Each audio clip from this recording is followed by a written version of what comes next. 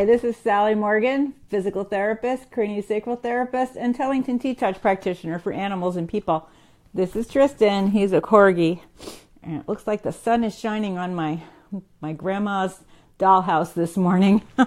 And the sun is shining here in New England. It's very exciting because we have not seen sunshine in a very long time.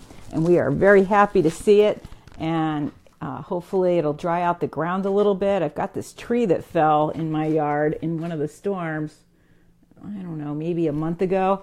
And it's been so mushy in the field that the guy that's taking care of the tree can't drive his truck in there without getting stuck. So we don't want that. So he's been waiting to take down the tree so that the fence guy can come and fix the fence, which is just bent. It's not actually broken, so it's still containing the Corgi.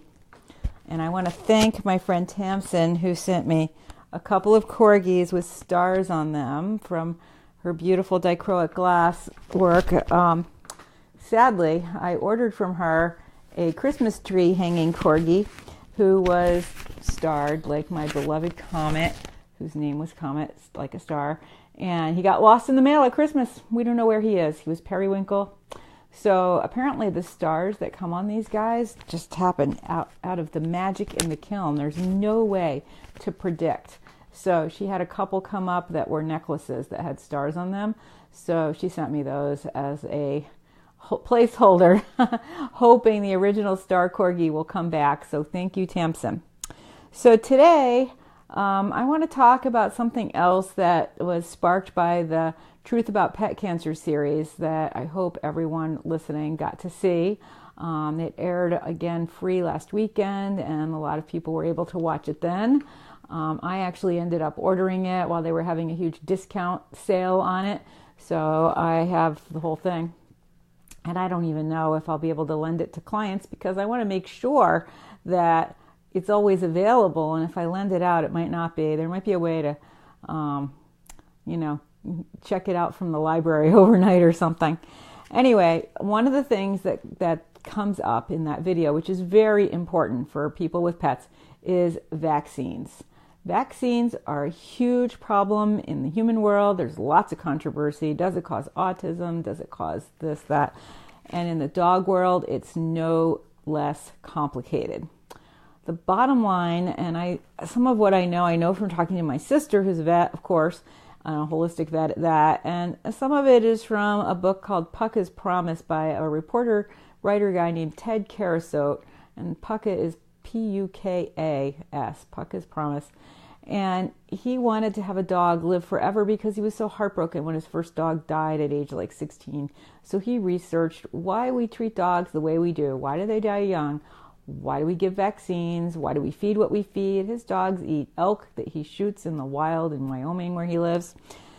So one of the things he did was interview the person that developed the rabies vaccine. And they really had no idea how long it would be good for. And this is before they had titers to check to see if your rabies vaccine or any vaccine is still holding in your dog's body.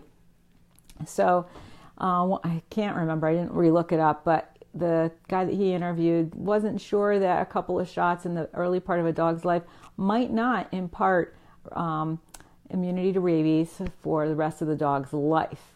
But they wanted to be on the safe side, so they made it every 3 years. And they talked about every 5 years, but there was some thought that if the dog is getting a rabies vaccine every 3 years, at least he's seeing a vet that often, and that might be a good thing for some dogs. Well, what that's turned into is, commercialized veterinary practice where dogs are getting rabies shots every year instead of every 3 years. Every town requires that you register your dog with the town and get a rabies shot for that. And my horse even had to get rabies shots. So, and there are plenty of reports, anecdotal for the most part, but there are some even case studies done by vets of dogs becoming very sick, or horses or cats, after rabies shots. Lots of cats were getting the shot between their shoulders, and there was a huge increase in the incidence of cancer with a big lump between the cat's shoulders right where the shots were given. So what do? It's the springtime. Our dogs are registered with the town. You can't not give a rabies shot. Although some places are allowing you to present a titer, and especially if your dog is immune compromised or undergoing, chemotherapy, or if he has some kind of tremendous health problem. Generally, these are ones where their dog is not expected to live that long, so I think they let the rabies shot go. And let's be clear, rabies is a terrible disease. You do not want to get it. Your dog does not want to get it.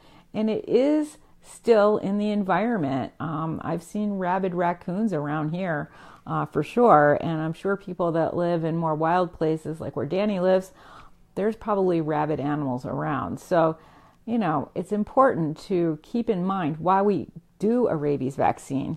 But you don't want to give your dog 300 vaccines at once when he's a tiny, tiny puppy. So what can you do? Tristan was due this year for his rabies vaccine. And I am lucky that my sister gets to do this for him. And there are some vets that will, and I don't think my sister is one of these in particular or not, but some vets will give a little less of the shot if the dog is little, compared to, because the shot's the same for whether your dog weighs 150 pounds or whether your dog weighs 4 pounds, a little Yorkie. And of course, if your dog is sick in any way, not a good idea to give him the rabies vaccine, but then you've got him registered with the town and you're going to get fined if you don't re-register him. So it's very complicated. So what I've done for years is let my rabies vaccine eke out, 6, 9, 10 months late before I get the next shot. And you have to think ahead to do that of when you want to get the first shot. So do I want to get that shot in June? In 3 years in June, he'll already be registered in the town. He won't have to get his next shot for the town till April. So maybe that's a good time to get that first shot in the rounds of rabies shots. The other thing you can do, besides taking your time and getting the shot, or maybe even just not getting it 1 year and paying the fine for the town the next year, is not register your dog with the town at all, which is against the law. So make sure you're aware of that if you end up deciding that, maybe you've just rescued a 12-year-old dog. In that case, it doesn't necessarily make sense to register him with the town. But part of why you do that is in case something happens, if there's a fire, your dog gets loose, if there's, an incident, the town is going to want to make sure your dog is registered, and there's going to be a lot of problems if he hasn't been. And you can only dance around the, we just moved here, we didn't know, didn't have enough money kind of things for so long. So, it is important to keep your dog registered with the town. And really the most important thing is to have a microchip in your dog so that if something happens, a vet can scan him, and it goes to Pet Finder or not Pet Finder, whatever the company is that you have your chip registered with, and they're able to track down where the dog came from through the addresses that you've recorded there. So the chip is important. So let's say we had to get a rabies shot, and Tristan just did like 3 weeks ago. One of the things that you can do is give them a homeopathic for to help calm down any reaction to the shot. So with the horses, we used to give them Thuja, that's Thuja, and I always had some of that in my tack box, and I still have some left over because I don't have a horse anymore. And I asked my sister if I could give that to him for his rabies shot, and she said no. What we use for rabies is Lyssin, which is spelled Lyssin. And again, this is a homeopathic antidote for the rabies vaccine. And you can get it online. She said they don't make it very often, and it's hard to get, and it takes a long time when you order it. So if you know your rabies shot is coming up, I might try to order some this summer just to have it around. But he's not due for another shot for 3 years, and he'll be 11 and a half at that point.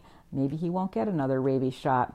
And of course, I work with so many dogs that are injured and sick and elderly and have autoimmune diseases and things where it really is not recommended to ever get any kind of vaccine ever again. So those dogs, a lot of them are house dogs. They don't go out much, so they are okay without getting a rabies shot. And there is, Tristan's still holding a very strong titer for rabies before he even got this most recent shot.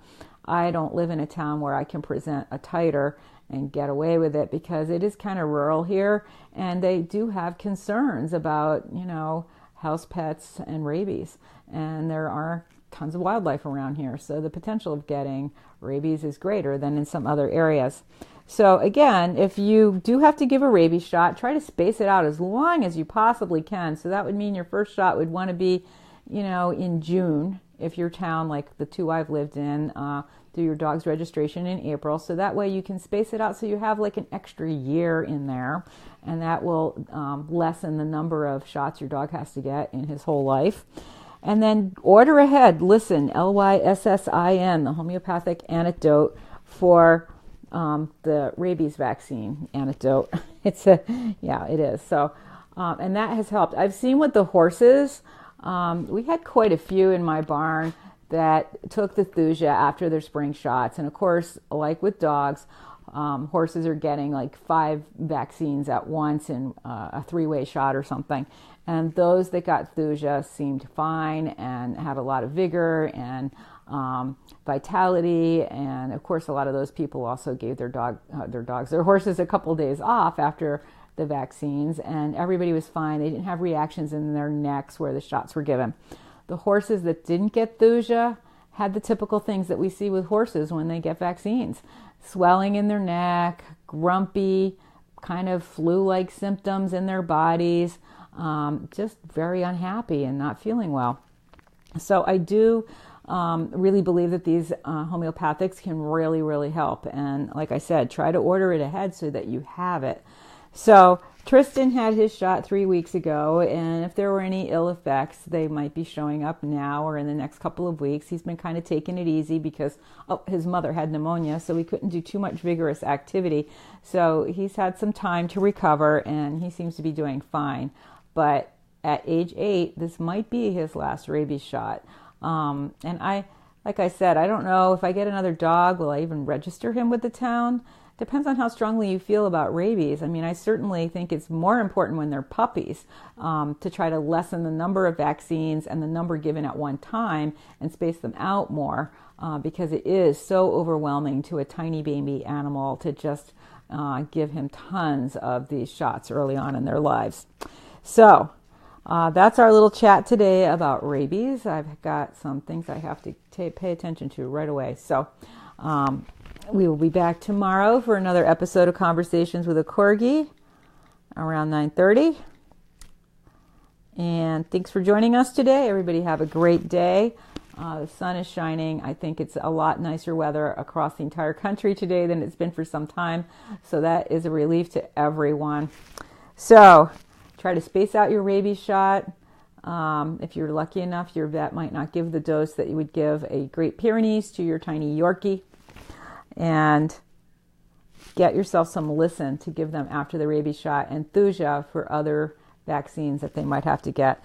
And certainly, depending on where you live, it's important to keep your dog up to date on things. I mean, I've had a couple of clients in this area get lepto, and lepto's not a very pretty disease. Do I vaccinate my dog for lepto? No, but I don't walk him in places where there's lots of other dogs. So, and I do test his titer for lepto, which is holding up well. So, a lot of it depends on the area where you live. Once again, you have to use your judgment. You are your dog's expert. So thanks for joining us today. We'll see you tomorrow.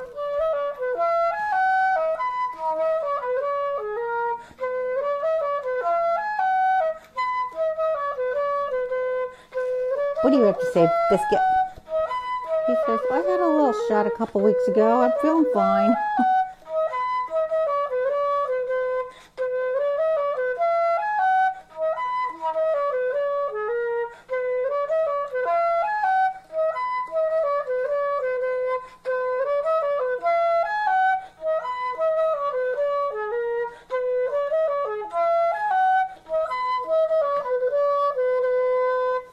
Oh, Danny says it's raining instead of snowing where she is. Well, at least it's not snowing more. She's in South Dakota. All right. Thanks for joining us today. Everybody have a great day. We'll see you tomorrow.